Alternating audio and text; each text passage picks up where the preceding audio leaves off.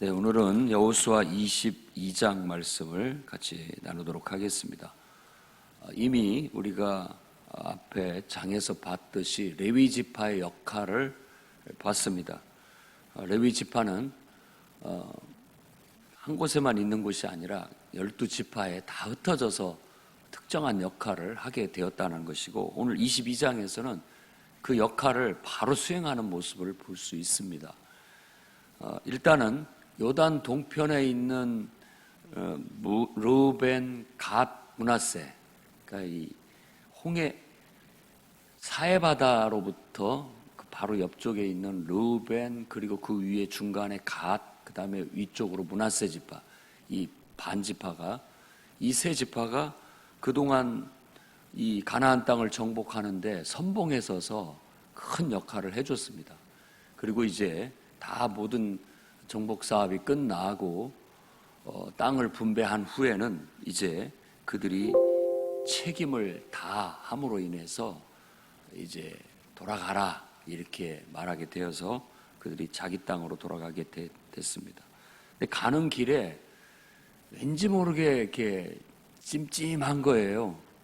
이 요단강을 건너가면 이쪽 사람들하고 우리하고는 강이 갈라서 있어서 서로 교류도 없고, 이 사람들이 나중에 우리를 모른다고 하면 어떠나 하는 그런 염려가 생기게 된 겁니다. 그래서 자기들 간에는 합의를 봐가지고, 그러면 여기다 제단을 하나 쌓자, 뭔가 어떤 흔적은 남겨야 되지 않겠느냐라고 해서 제단을 쌓았습니다.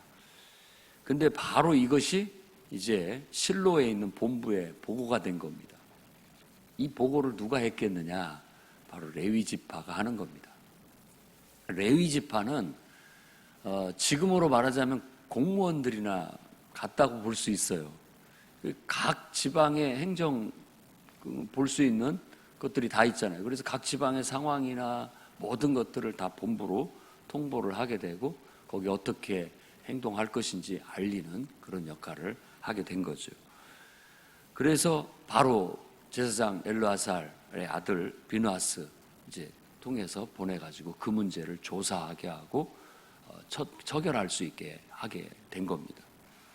그러니까 이 레위 지파는 아주 중요한 역할을 하는 거예요. 어떤 단체구 간에 여러분 회장도 있고 꼭 총무가 있잖아요. 총무가 있어야 일이 돌아갑니다. 그러니까 모든 사람한테 연락도 하고 또 얘기도 들어서 수렴도 해서 뭔가를 결정도 하고 통보도 하고, 이런 일들을 누군가가 해줘야 윤활하게 모든 것들이 이루어질 수가 있고 처리가 될 수 있는 거죠. 그러니까 이스라엘 백성은 하나님 나라로서 하나님이 왕이시라면 이 제사장 레위 족속들은 바로 그 역할을 하는 겁니다. 신하의 역할을 하는 거예요.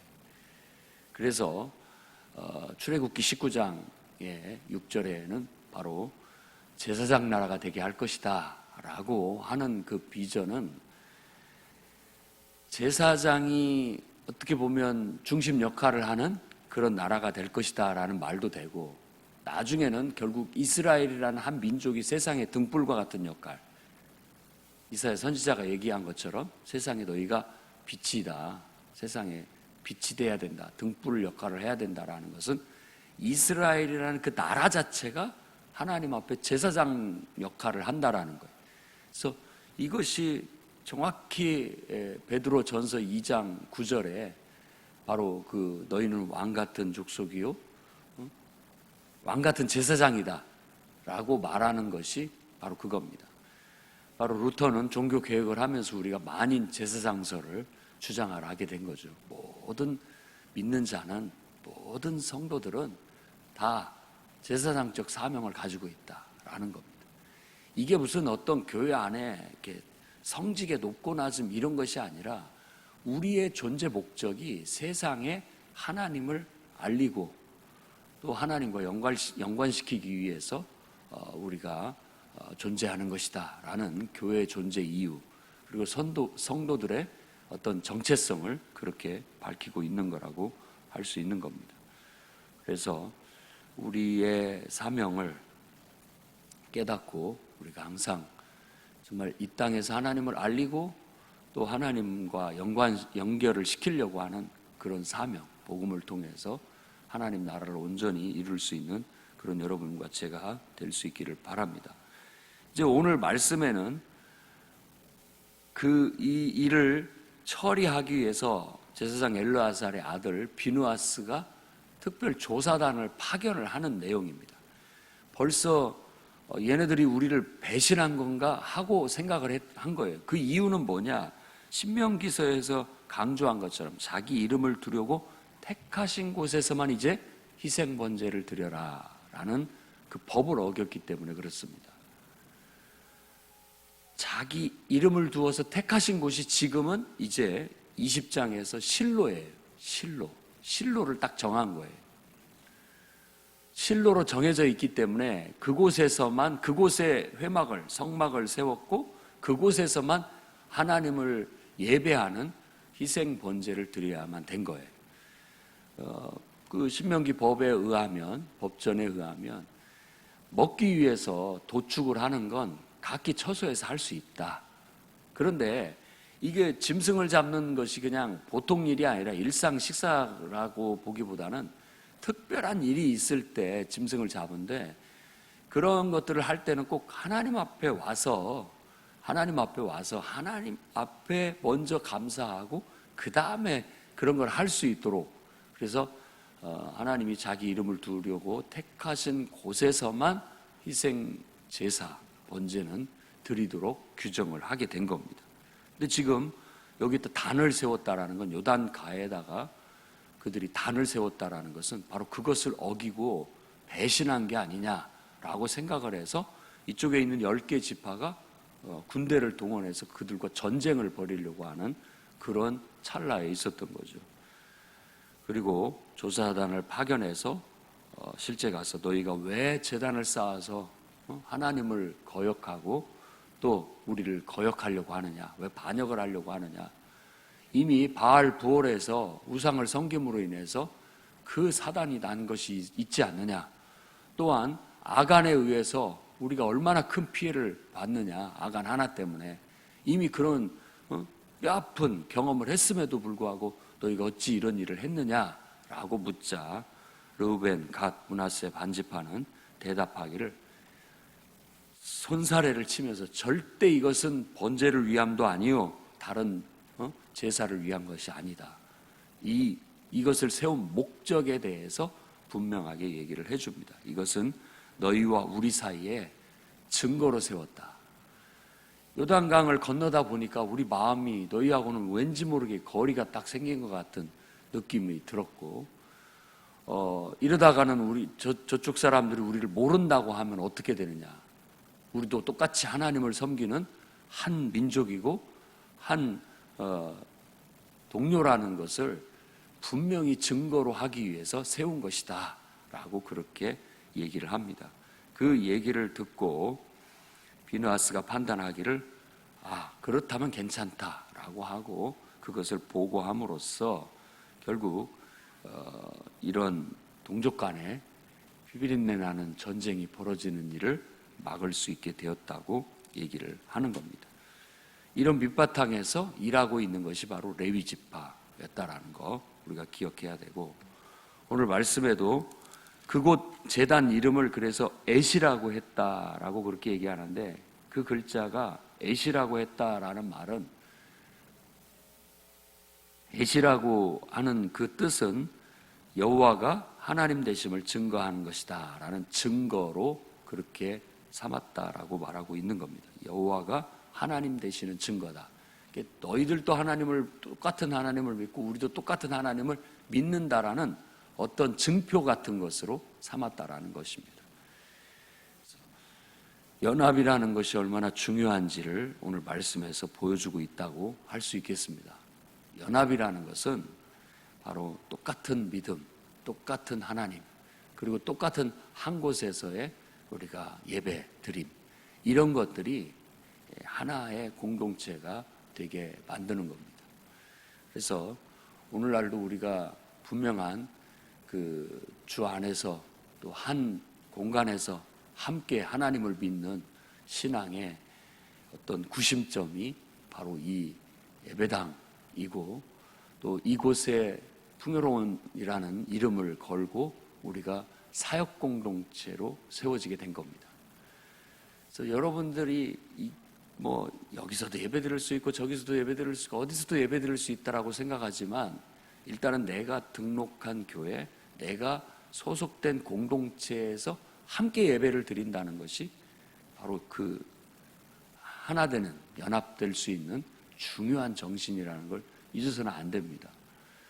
그래서 뭐 요즘은 유튜브나 기타 등등을 통해서 다양한 교회 예배를, 설교를 들을 수 있습니다만은 그런 어떤 것보다도 제일 중요시 우리가 여겨야 할 것은 바로 내가 속한 공동체에서 같은 말씀을 듣고 같은 교육을 받고 같은 활동을 하고 이러면서 서로가 동료애를 갖고 서로 함께 협력하여 사역을 해서 하나님의 역사를 이루어가는 겁니다. 오늘날 많은 교회들이 세워지는 것에 대해서 저는 긍정적으로 생각을 합니다.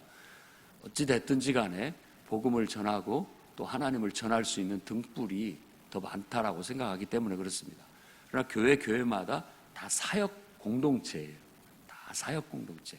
그래서 여러분들이 교회에 등록을 한다는 건 내가 그 교회를 섬기면서 그 교회에서 함께 하나님을 위해서 사역을 하겠다라는 뜻인 거예요. 봉사하고 섬긴다라는 게 그런 의미가 된 거죠. 그렇다면 우리는 그곳에서 한 마음이 돼서 가져 나가야 됩니다. 요단강을 건너면서 그들이 느꼈던 느낌처럼 거리가 멀어지면 마음도 멀어지는 거예요. 가능한 한 교회 가까이 또 늘 하나가 될 수 있도록 모이기를 힘쓰고 하는 것이 필요합니다. 히브리서가 기록될 당시는 많은 교회에 핍박이 있었어요. 그러니까 지금과 같은 거예요. 코로나19 같은 그런 핍박이 있어서 모이지를 못하게 눈치를 봐서 모여야 되는데 사람들이 그런 상황에서 두 부릅니다. 그래도 모여야 된다라고 하는 그런 사람이 있는가 하면 그런 걸 반 핑계 삼아 야 이런 상황인데 우리가 그러면 좀 이렇게 적당히 모이자. 그래서 히브리서 기자는 모이기를 패하는 어떤 사람의 습관과 같이 하지 말아라 라고 분명하고 단호하게 얘기를 했습니다. 그게 아무것도 아닌 것 같은데 묘하게 우리의 신앙을 약화시키거나 또 공동체성을 약화시켜요. 그러다 보면 이게 유명무실해지게 되는 겁니다. 역사 속에서 우리는 어떤 도시가 있었는데도 나중에는 흔적만 있지 아예 남아있지 않은 경우를 볼 수도 있고 어떤 단체들이 어떤 역사 속에는 있었는데 지금은 흔적도 없이 사라진 것이 많이 있습니다. 그런 게 왜 그랬겠어요? 결국은 그런 여러 가지 어려움과 또 그런 위험이 닥쳤을 때 그걸 이겨내지 못함으로 인하여 유명무실하게 돼버리고 또 흔적도 없이 사라지게 되는 겁니다.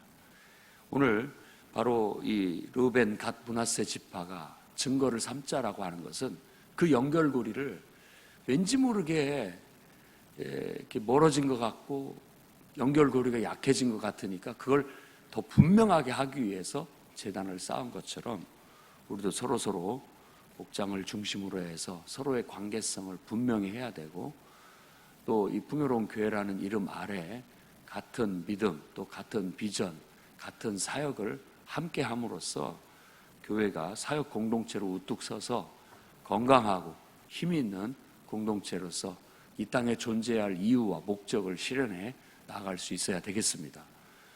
여러분들이 충분히 성실하게 잘해주고 있고 또 협력해주고 계십니다. 앞으로도 변함없이 정말 충실하게 서로가 협력해서 이 풍요로운 공동체를 통하여 하나님의 뜻이 이루어지고 역사가 이루어질 수 있기를 바랍니다. 그리고 더 나아가서 여러분들이 그 연결고리가 되어 주셔야 됩니다. 레위 지파와 같은 역할, 총무와 같은 역할을 해 주셔야 되는 겁니다. 여러분의 연결고리를 통해서 사람들이 계속 하나님과 연결성을 갖고 관계성을 갖고 믿음을 지켜나갈 수 있고 신앙을 지켜나갈 수 있는 거예요. 그 수고는 왕같은 제사장의 역할인 것이죠. 그래서 여러분들이 하나님 앞에 하는 그 헌신과 그 수고를 통해서 많은 사람들이 그나마 구원을 받게 될 것이고 그나마 이 영적인 생명을 유지해 나갈 수 있게 될 겁니다. 앞으로도 더 활발한 사역에 동참해 주시기를 주의 이름으로 축원합니다. 기도하겠습니다. 거룩하신 주님,